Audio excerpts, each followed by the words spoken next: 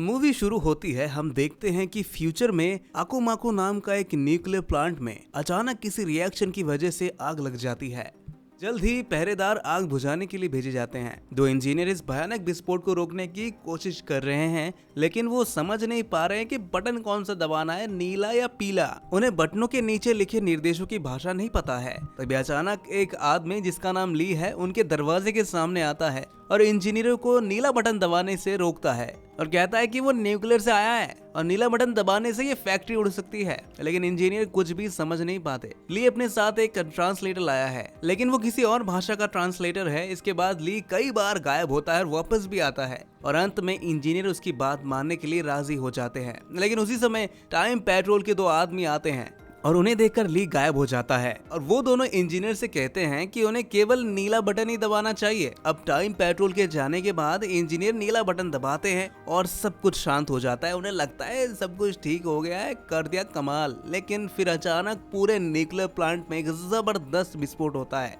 असल में एक आदमी जिसका नाम गिलबर्ट है एक प्रेस कॉन्फ्रेंस में घोषणा करता है कि वो आकुमाकु कंपनी के साथ एक न्यूक्लियर प्लांट बनाने जा रहा है। वहीं एक लड़की एलाइस उस पर आरोप लगाती है कि ये प्लांट पृथ्वी के लिए बहुत खतरनाक है। लेकिन अचानक पहरेदार एलाइस को गिरफ्तार कर लेते हैं और उसे ले जाते हैं, जिसके बाद हम देखते हैं कि एलाइस की जमानत भी गिलबर्ट ही करवाता है, क्योंकि वो उसके पापा हैं। एलाइस के दोस्त उसे गिलबर्ट के लैपटॉप से आकुमाकु की कुछ गड़बड़ फाइलें निकालने के लिए कहते हैं। अब शाम को गिलबर्ट अपने लैपटॉप पर एलाइस की मां की वीडियो देख रहा है। तभी पता चलता है कि एलाइस के जन्म के वक्त ही उसकी मां की मौत हो गई थी। अब गिलबर्ट के सोते ही एलाइस उसका लैपटॉप लेने आती है, लेकिन वो देखती है कि ली पहले से ही वहाँ पर मौजूद है और लैपटॉप चुराने की कोशिश कर रहा है। एलाइस गुस्से में ली के सिर पर बोतल मार देती है और वहीं शोर सुनकर गिलबर्ट भी नीचे आता है और तभी टाइम पेट्रोल वाले भी वहीं पर पहुंच जाते हैं। वो ली को मारने की कोशिश करते हैं, लेकिन एलाइस ली को अंदर खींच लेती है और गोली गिलबर्ट की टांग में लगती है। ली जल्दी से एलाइस और गिलबर्ट का हाथ पकड़कर अपने ब्रेसलेट का बटन दबा देता है और वो तीनों एक झटके में गायब हो जाते हैं। जब एलाइस की आंख खुलती है तो वो एक गुफा में होती है। बाहर निकलकर वो देखती है कि पूरा शहर तबाह हो चुका है और वो बेहोश हो जाती है। जब उसे होश आता है तो वो एक पुराने कमरे में होती है और गिलबर्ट भी वहीं पर होता है। फिर रैप नाम का एक लड़का आता है और उन्हें कुछ खाने के लिए देता है, जिसके बाद रैप उन्हें ली से मिलवाने ले जाता है। गिलबर्ट बाहर जाना चाहता है, लेकिन दरवाजा खोलते ही भयानक ज़ॉम्बीज़ उन पर हमला करने के लिए तैयार खड़े होते हैं और गिलबर्ट डर के मारे दरवाजा बंद कर देता है। तो वहाँ पर एक साइंटिस्ट जिसका नाम हेनरी है वो बताता है कि बाहर इनमें से भी भयानक ज़ॉम्बीज़ हैं। फिर हमें पता चलता है कि ली एलाइस और गिलबर्ट को फ्यूचर में ले आया है, जहां आकुमाकु के न्यूक्लियर प्लांट के धमाके की वजह से सारे इंसान ज़ॉम्बीज़ बन गए हैं। इसके बाद हेनरी सबको एक वीडियो दिखाता है जिसमें ये साफ होता है कि दुनिया की ये हालत गिलबर्ट की वजह से है। लेकिन गिलबर्ट ये मानने के लिए तैयार नहीं था और बार बार कहता है कि ये सब बस उसकी डील को खराब करने की साजिश है बस। तभी ली और उसके दोस्त दरवाजा खोलकर ज़ॉम्बीज़ पर गोलियां चला देते हैं और फिर वो गिलबर्ट और एलाइस को गाड़ी में बिठाकर शहर घुमाते हैं, जहां वो देखते हैं कि पूरा शहर तबाह हो चुका है और हर जगह ज़ॉम्बीज़ ही ज़ॉम्बीज़ है। वहाँ आसमान में एक बहुत बड़ा रेडियो एक्टिव बादल होता है और तब साइंटिस्ट बताता है कि ये बादल हर 70 साल में धरती पर हमला करता ही है और जो भी इसके चपेट में आता है वो मारा जाता है। ये सब देखकर गिलबर्ट को एहसास होता है कि ये सब उसकी न्यूक्लियर प्लांट की डील की वजह से हुआ है। तब ली उसे मारने को तैयार हो जाता है, लेकिन एलाइस बीच में आ जाती है और पूछती है कि क्या इसे ठीक करने का कोई रास्ता नहीं है। तो ली बताता है कि वो गिलबर्ट का लैपटॉप चुराकर उसके घोटालों का भंडा फोड़ने गया था, लेकिन टाइम पेट्रोल वालों ने उसे पकड़ लिया। टाइम पेट्रोल वाले समय के साथ कोई भी छेड़छाड़ बर्दाश्त नहीं करते। किसी तरह गिलबर्ट बेहोश हो जाता है और फिर रैप बताता है कि अगर गिलबर्ट अपनी मर्जी से यह डील ना करे तो टाइम पेट्रोल कुछ नहीं कर पाएगी। ये सुनकर सभी राजी हो जाते हैं। फिर हेनरी अपने लैब में चला जाता है और बाकी सब पब में आते हैं। वहाँ जब एलाइस पानी मांगती है तो सब हंसने लगते हैं, क्योंकि अब साफ पानी कहीं मिलता नहीं। जिसके थोड़ी देर बाद एलाइस गिलबर्ट से डील ना करने के लिए कहती है, लेकिन गिलबर्ट अभी भी डरा हुआ होता है और एलाइस गुस्से में आ जाती है और सबको बताती है कि तुम्हारी ऐसी हालत का जिम्मेदार ये बंदा है। ये सुनकर सभी लोग गिलबर्ट पर टूटने ही वाले होते हैं, लेकिन तभी गिलबर्ट कहता है कि शराब मेरे पैसे चलेगी, आज एंजॉय करो। और फिर एलाइस के साथ वो वहाँ से भाग जाता है। वो ली और रैफ उनका पीछा करने की कोशिश करते हैं, लेकिन शराबी लोग उनका रास्ता रोक लेते हैं। जब एलाइस और गिलबर्ट खाली सड़कों पर चलते हैं तभी अचानक कुछ ज़ॉम्बीज़ उनके पीछे पड़ जाते हैं। जल्दी ज़ॉम्बीज़ उन्हें घेर लेते हैं, लेकिन ठीक उसी समय रैप और ली उनकी मदद के लिए आ जाते हैं। लेकिन ज़ॉम्बीज़ इतने सारे होते हैं कि जल्दी ही उनकी गोलियां भी खत्म हो जाती है और ली के ब्रेसलेट की बैटरी भी खराब हो जाती है। जब ज़ॉम्बीज़ और करीब आ रहे होते हैं तभी कुछ बच्चे भालू से ज़ॉम्बीज़ पर हमला कर देते हैं और एलाइस और बाकी लोग की जान बच जाती है। इधर टाइम पेट्रोल वाले भी शहर में पहुंच जाते हैं। वो एक आदमी को धमकाकर हेनरी की लैब का पता लगा लेते हैं।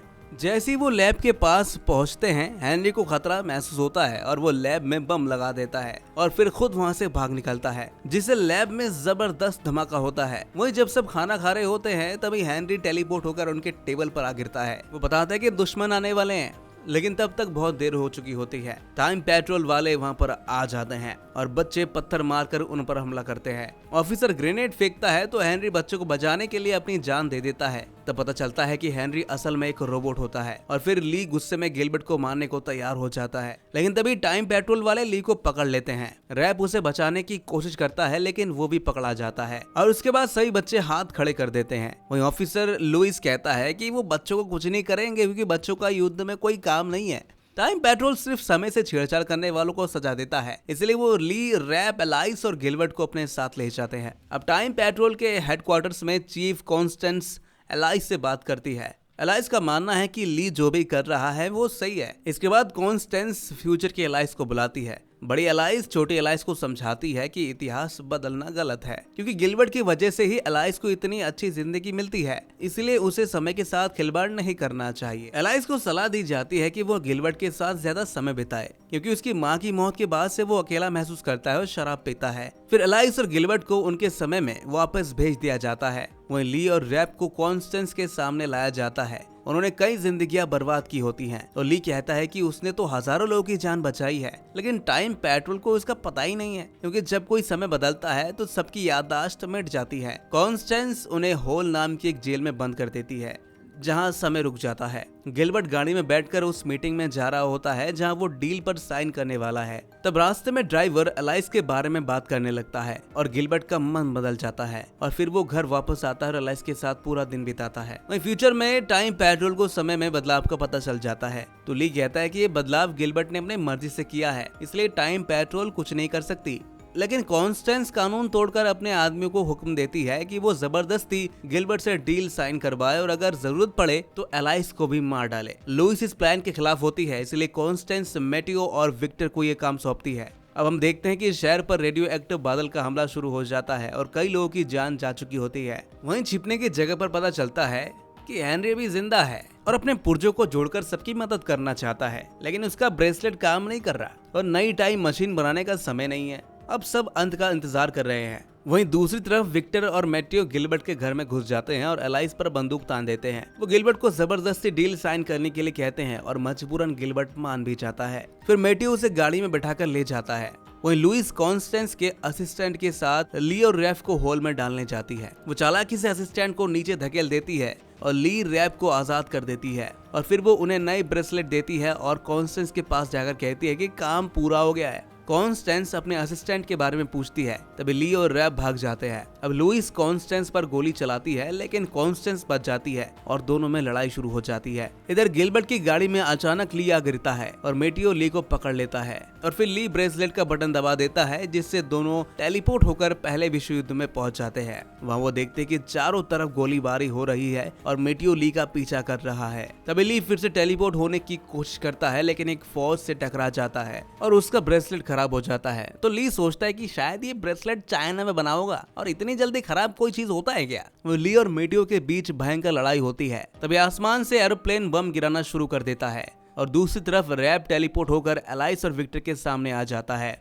विक्टर उसे गोली मारता है, लेकिन रैप बार बार टेलीपोर्ट होकर बचता रहता है। वो विक्टर को पकड़ लेता है और दोनों लड़ते हुए टेलीपोर्ट होने लगते हैं। तभी एलाइस मौका देखकर विक्टर पर बोतल मारती है, जिससे वो बेहोश हो जाता है। फिर एलाइस अपने पापा को फोन करती है, लेकिन तभी कॉन्स्टेंस उससे फोन छीन लेती है और झूठ बोलती है कि ली उनके पास है। जिसके बाद कॉन्स्टेंस गिलबर्ट को मीटिंग में ले जाती है और जबरदस्ती साइन करवाने लगती है, लेकिन जैसे ही गिलबर्ट पेन उठाता है सब कुछ बदल जाता है। दरअसल रैप और एलाइस समय में पीछे चले जाते हैं जहां एलाइस का जन्म होने वाला है और एलाइस डॉक्टर को बंदूक दिखाकर बच्चे की जगह अपनी माँ को बचाने के लिए कहती है और तब ली को एहसास होता है कि एलाइस खुद का वजूद मिटा रही है। अब समय बदलने लगता है और हर जगह से एलाइस गायब हो जाती है। तभी एलाइस की माँ की आंख खुलती है और वो एलाइस से पूछती है कि वो कौन है। तभी एलाइस कहती कि मैं तो बस देखभाल कर रही थी आपका। फिर गिलबर्ट को एहसास होता है कि एलाइस खुद का वजूद मिटा रही है और वो जोर जोर से उसका नाम चिल्लाने लगता है। तभी अचानक उसकी आंख खुलती है और वो अपनी वाइफ के साथ घर पर होता है। अब उसकी 2 बेटियां हैं। तभी उसे याद आता है कि उसे कुछ साइन करना था, लेकिन उसकी वाइफ कहती है कि वो साइन कर चुका है। इसके बाद वो अखबार में पढ़ता है कि उसने धरती को बचाने के लिए एक